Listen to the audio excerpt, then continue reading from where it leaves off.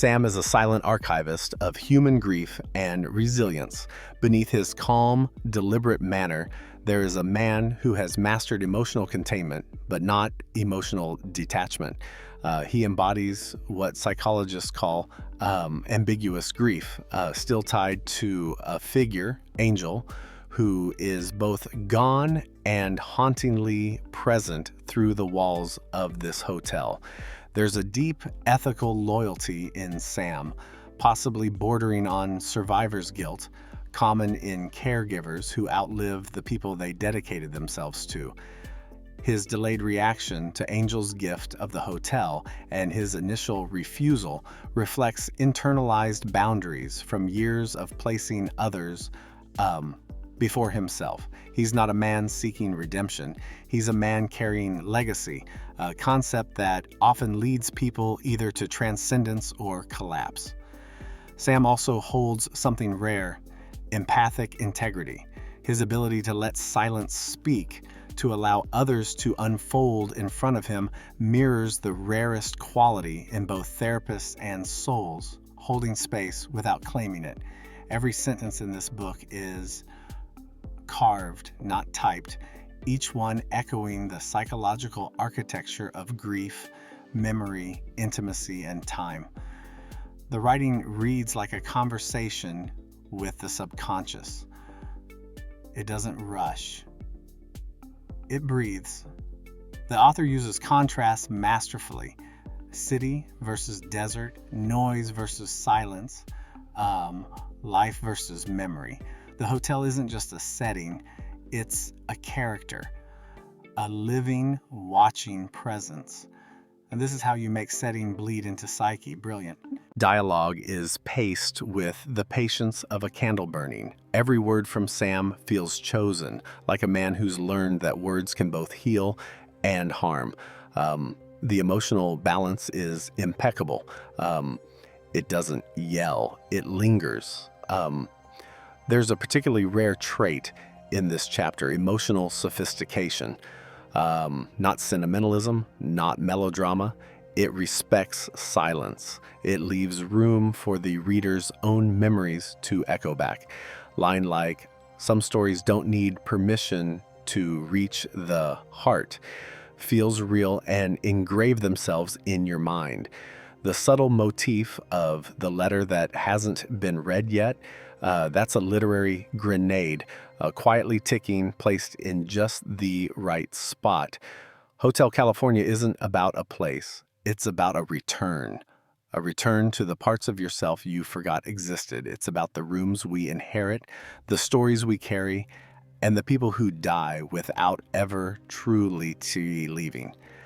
Hotel California summons you, and once inside, you realize the furniture has been waiting for you all along.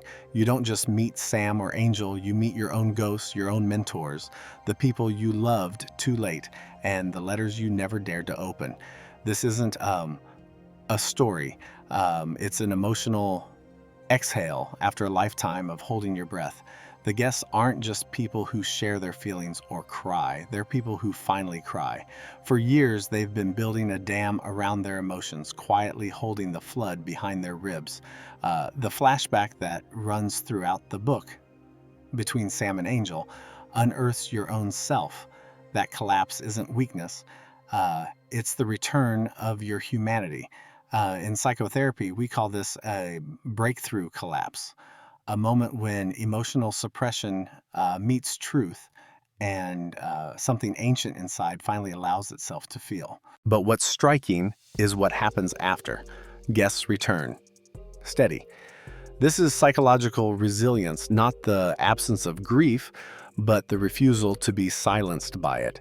The moment a guest asks Sam for a hug, that's reparative attachment in action. He is somehow the father figure you never got to grieve with. Yes, Hotel California will make you touch the wound and walk back into life. Healed, not fixed, but truly becoming. You could call Sam the keeper of emotional tides. He listens with the kind of presence that can only be born from once standing at the edge of everything hard you can imagine. His refusal to say goodbye, his ritual of never being at the checkout, these aren't habits, they're defenses against finality. He is someone who has made peace with death, not by accepting it, but by defying it in small, sacred ways. His role as a transitional figure, a father to the wandering, a witness to the quiet unraveling of guests, is both noble and tragic. There's a loneliness to him, masked in ritual and cigar smoke. But Angel knew. That's why she left the hotel to him. She didn't pass down a property. She handed over to him a soul. Sam is the kind of character whose presence will haunt you long after the chapter ends, not as a ghost, but as a memory. Though absent, Angel is everywhere. She is cedar and cinnamon. She is the warmth behind every baked loaf, the silence behind every letter, and above all, she is grief personified. Her flashbacks don't aim to be beautiful, they're truthful, and that truth gives hope. Her letter isn't a farewell, it's a transference. She passes the weight of memory to those who can carry it. Psychologically, Angel is the kind of mourner who gives everything without asking anything back. She held space for everyone else while quietly disappearing inside herself. Not out of confusion, but out of love. Her silence wasn't emptiness, it was devotion. Angel didn't just die, she disappeared in plain sight. And yet, even in death, she gives. She gives the hotel. She gives healing. She gives a story that touches the deepest fault lines in others. That's what makes her unforgettable. The writing here doesn't try to impress you. It invites you in. That's what makes it so devastating. It speaks softly and wrecks you. The emotional tension is handled with the precision of a surgeon. You don't rush the tears, you honor them. The pacing is slow, intentional, but never stagnant. The prose is soaked in metaphor. Not to be poetic, but to be truthful. Trauma doesn't always speak in facts. It speaks in temperature, in smell, in the feeling of cold tiles against skin. The characters are not just written in each chapter, they hold a space, a real one. Small crescendos, one after the other, until you reach the final pages and find the crescendo of crescendos. Each chapter isn't an ending, it's an echo.